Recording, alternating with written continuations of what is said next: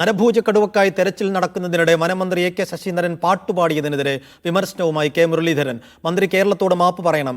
റോമാ സാമ്രാജ്യം കത്തിയപ്പോഴും ചക്രവർത്തി വീണ വായിച്ചതുപോലെയാണ് എ കെ ശശീന്ദ്രൻ ചെയ്തതെന്ന് മുരളീധരൻ പറഞ്ഞു.